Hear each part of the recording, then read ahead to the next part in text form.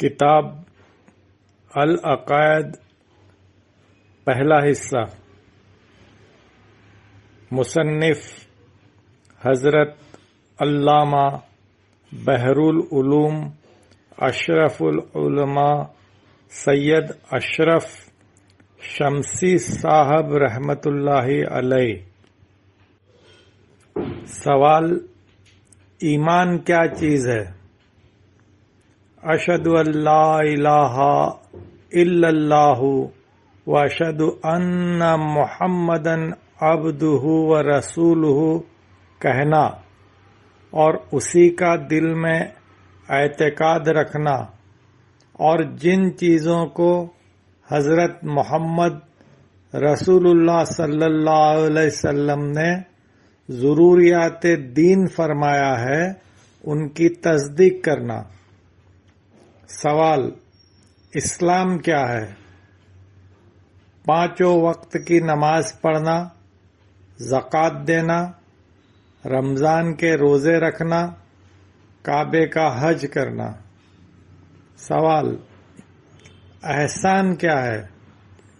احسان کے یہ معنی ہیں کہ اللہ تعالی کی اس طرح عبادت کرنا کہ وہ تمہارے روبرو ہے اور تم اس کو دیکھ رہے ہو۔ اگر تم اس کو دیکھ نہ سکو تو یہ سمجھ کر عبادت کرو کہ وہ تم کو دیکھ رہا ہے۔ حدیث شریف کے عربی الفاظ اس طرح ہے کہ وَاعْبُدْ رَبَّكَ كَأَنَّكَ تَرَاهُ فَإِن لَّمْ تَكُن تَرَاهُ فَإِنَّهُ يَرَاكَ۔ سوال: توحید کیا ہے؟ اللہ تعالی کو ایک جاننا اور اس کی ذات اور صفات میں کسی مخلوق کو شریک نہ کرنا توحید ہے۔ سوال: اللہ تعالی کی صفتیں کیا ہیں؟ اللہ تعالی عالم یعنی جاننے والا ہے۔ اللہ تعالی قادر یعنی قدرت والا ہے۔ وہ زندہ ہے، سنتا ہے، دیکھتا ہے، کلام کرتا ہے، ارادے کے ساتھ کام کرتا ہے۔ سوال: کیا اللہ تعالی ہر چیز کو جانتا ہے؟ وہ چھپی ہوئی چیزوں اور ظاہر چیزوں کو جانتا ہے۔ ہم جو کچھ کہتے اور کرتے اور دل میں ارادہ کرتے ہیں وہ سب جانتا ہے۔ سوال: کیا اللہ سب چیزوں پر قادر ہے؟ ہاں، اللہ تعالی سب چیزوں کے پیدا کرنے اور ان کے مٹانے پر اور پھر ایک ہی گھڑی میں ساری دنیا کے پیدا کرنے، مارنے اور جلانے پر قادر ہے۔ دیکھو، اس نے اپنی قدرت سے زمین بنائی، آسمان بنائے، سورج بنایا، چاند بنایا، بے گنتی بے حساب تارے پیدا کیے، جاندار اور بے جان چیزیں پیدا کی۔ بس وہی ہمارا پیدا کرنے والا ہے اور ہم اس کے بندے ہیں۔ سوال: کیا کچھ لوگ ایسے بھی ہیں جو اللہ تعالی کے ساتھ مخلوق کو شریک مانتے ہیں؟ ہاں، ہندو اپنے ہاتھوں سے مورتیں بناتے ہیں اور ان کو خدا کے شریک مانتے اور ان کی پوجا کرتے ہیں، اور پارسی بھی سورج اور آگ کی پوجا کرتے ہیں اور 2 خدا کہتے ہیں، ایک بھلائی کا پیدا کرنے والا خدا اور دوسرا برائی کا پیدا کرنے والا خدا۔ اور نصارہ بھی یہ کہتے ہیں کہ خدا 3 ہے، غرض یہ سب مشرک ہیں۔ سوال: کیا اس طرح کہنا نہ چاہیے؟ اس طرح کہنا کفر ہے۔ سوال: کفر کے کیا معنی ہے؟ کفر کے معنی چھپانے کے ہیں، مگر شرع میں کفر کے معنی اللہ تعالی کی ذات اور صفات میں کسی کو شریک کرنا یا اس کے احکام کو نہ ماننا یا فرشتوں پر ایمان نہ لانا یا اللہ تعالی کی کتابوں کو جھٹلانا یا قیامت پر ایمان نہ لانا یا نیکی اور بدی کو اللہ تعالی کی مخلوق نہ ماننا یا مرنے کے بعد قبر کے عذاب اور دوزخ کے عذاب کا انکار کرنا یا مر کر پھر دوبارہ پیدا ہونے کا انکار کرنا یا حساب کتاب، جنت دوزخ کا انکار کرنا، حرام چیز کو حلال سمجھنا اور حلال چیز کو حرام سمجھنا، یہ سب کفر ہے۔ فرشتے کون لوگ ہیں؟ فرشتے اللہ تعالی کے بندے ہیں۔ سوال: فرشتے کون لوگ ہیں؟ فرشتے اللہ تعالی کے بندے ہیں، وہ بڑے فرما بردار ہیں، کبھی ان سے خطا نہیں ہوتی۔ سوال: کیا فرشتے بھی ہمارے جیسے آدمی ہیں؟ وہ حضرت آدم علیہ السلام کی اولاد سے نہیں ہیں، بلکہ حضرت کے پہلے پیدا ہو چکے ہیں۔ سوال: کیا وہ مٹی سے نہیں بنائے گئے ہیں اور مٹی کے پتلے نہیں ہیں؟ وہ مٹی کے پتلے نہیں ہیں، بلکہ وہ نور کے پتلے ہیں۔ اللہ تعالی نے ان کو نور سے پیدا کیا ہے۔ سوال: کیا فرشتے لوگوں کو نظر آتے ہیں؟ وہ سب لوگوں کو نظر نہیں آتے۔ سوال: اس کی کیا وجہ ہے؟ فرشتوں کے جثے یعنی ان کے جسم کی بناوٹ بہت زیادہ پاک ہے، اور جو چیز زیادہ پاک ہوتی ہے وہ نظر نہیں آتی، اسی واسطے فرشتے بھی نظر نہیں آتے۔ دیکھو اور غور کرو کہ اللہ تعالی کی بعضی مخلوق جس میں ہم ہمیشہ چلتے پھرتے رہتے بستے ہیں، جیسے کہ ہوا، جو ہم کو نظر نہیں آتی۔ سوال: فرشتے کتنے ہوں گے؟ فرشتوں کی گنتی کوئی انسان نہیں جانتا، اللہ تعالی ان کی گنتی جانتا ہے۔ سوال: وحی کے کیا معنی ہیں؟ لغت میں وحی کے معنی لکھنے اور کتاب کے ہیں، اور شرع میں وحی ان احکام اور خبروں کا نام ہے جن کی اطلاع فرشتوں اور پیغمبروں کو اللہ تعالی کی طرف سے ہوتی ہے۔ سوال: کیا وحی پیغمبروں پر فرشتوں کے ذریعے سے اترتی ہے یا خود اللہ تعالی پیغمبروں پر وحی اتارتا ہے؟ کبھی ایسا ہوتا ہے کہ اللہ تعالی فرشتوں کے ذریعے سے پیغمبروں پر وحی بھیجتا ہے، اور کبھی خود پیغمبروں پر بغیر کسی وحی کے ذریعے، اور کبھی خود پیغمبروں پر بغیر کسی ذریعے کے وحی اتارتا ہے۔ چنانچہ اللہ تعالی نے حضرت موسیٰ علیہ السلام سے کلام فرمایا ہے۔ سوال: وحی کی کتنی قسمیں ہیں؟ 3 قسم ہیں۔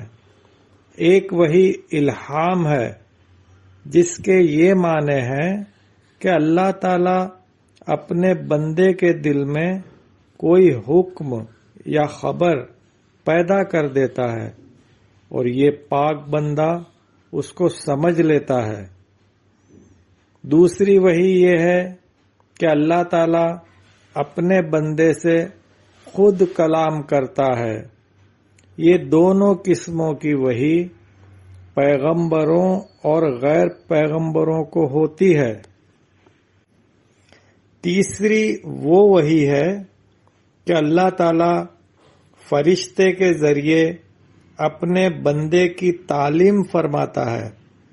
اس طرح کی وحی جس پر ہوتی ہے وہ خدا کا پیغمبر ہوتا ہے۔ کیا یہ سب وحی اکٹھا بھی کی جا سکتی ہے؟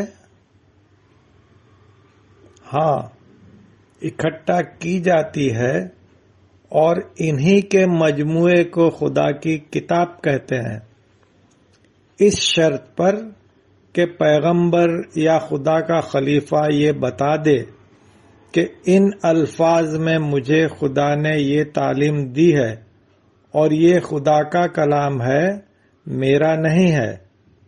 سوال: خدا تعالی کی کتنی کتابیں ہیں؟ رسول اللہ صلی اللہ علیہ وسلم کی شریعت نے یہ تعلیم دی ہے کہ اللہ تعالی کی 4 کتابیں ہیں اور ان کے علاوہ صحیفے بھی ہیں۔ صحیفے کس کو کہتے ہیں؟ سوال: صحیفے کس کو کہتے ہیں؟ صحیفے اور کتاب کے معنی ایک ہی ہیں، مگر اللہ تعالی نے جن وحیوں کے مجموعے کو صحیفہ فرمایا ہے اس کو صحیفہ کہتے ہیں، اور جن وحیوں کے مجموعے کو کتاب فرمایا ہے اس کو کتاب کہتے ہیں۔ سوال: کتابوں کے کیا نام ہیں؟ 1 تورات، 2 زبور، 3 انجیل، 4 قرآن مجید۔ صحیفوں کے سوال: صحیفوں کے کیا نام ہیں؟ اللہ تعالی نے صحیفوں کے نام نہیں بتائے ہیں، بلکہ جو صحیفے جس پیغمبر پر صحیفوں کے کیا نام ہیں؟ سوال: صحیفوں کے کیا نام ہیں؟ اللہ تعالی نے صحیفوں کے نام نہیں بتائے ہیں، بلکہ جو صحیفے جس پیغمبر پر اترے ہیں اسی پیغمبر کے نام کے ساتھ ذکر کیے جاتے ہیں، جیسا کہ آدم علیہ السلام کے صحیفے، ابراہیم علیہ السلام کے صحیفے۔ سوال: جن پیغمبروں پر خدا کی کتابیں اتری ہیں ان پیغمبروں کے کیا نام ہیں؟ حضرت موسیٰ علیہ السلام پر تورات اتری، حضرت داؤد علیہ السلام پر زبور اتری، اور حضرت عیسیٰ علیہ السلام پر انجیل اتری، اور حضرت خاتم الانبیاء محمد صلی اللہ علیہ وسلم پر قرآن مجید اترا ہے۔ سوال: خدا کی کتابوں میں کیا کیا مضامین ہوتے ہیں؟ خدا کی کتابوں میں کئی قسموں کے مضامین ہوتے ہیں۔ ایک یہ کہ اللہ تعالی کی ذات اور صفات اور فرشتوں اور احوال قیامت، جنت دوزخ، ثواب و عذاب کا ذکر ہوتا ہے۔ دوسرا یہ کہ اللہ تعالی کی عبادت کے طریقے اور عبادت کی قسموں کا بیان ہوتا ہے۔ تیسرا یہ کہ دنیاوی معاملات کے اصول و ضوابط یعنی نیم اور قانون کا ذکر ہوتا ہے۔ چوتھا، جو پیغمبر آ چکے ہیں ان کی اور ان کی امتوں کی خبریں ہوتی ہیں، اور آئندہ آنے والے خلیفوں کی خوشخبری اور کئی طرح کی نصیحتیں اور مثالیں ہوتی ہیں۔ سوال: یہ چاروں کتابیں ایک ہی زبان میں ہیں یا الگ الگ زبان میں ہیں؟ تورات کی عبرانی زبان ہے، انجیل اور زبور کی سریانی زبان ہے اور قرآن مجید کی زبان عربی ہے۔ ان کتابوں کی زبانیں الگ الگ ہونے کا کیا سبب ہے؟ سوال: ان کتابوں کی زبانیں الگ الگ ہونے کا کیا سبب ہے؟ پیغمبروں اور ان کی قوموں کی جو بھی زبان ہوتی ہے اسی زبان میں خدا کی کتاب پیغمبروں پر اترتی ہے۔ سوال: نبی اور رسول کے کیا معنی ہیں؟ نبی وہ پاک اور بزرگ شخص ہے جس کو اللہ تعالی اپنے بندوں کی رہنمائی کے لیے پیدا کرتا ہے اور جبرائیل علیہ السلام کے ذریعے سے ان کو تعلیم فرماتا ہے، اور رسول وہی ہے جو کسی قوم کی طرف ان کی ہدایت کے لیے بھیجا جاتا ہے۔ رسولوں کی سوال: رسولوں کی کتنی قسمیں ہیں؟ رسولوں کی 2 قسمیں ہیں۔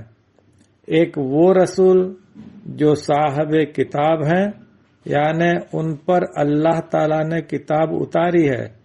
دوسرا وہ رسول ہے جو صاحب کتاب نہیں ہے۔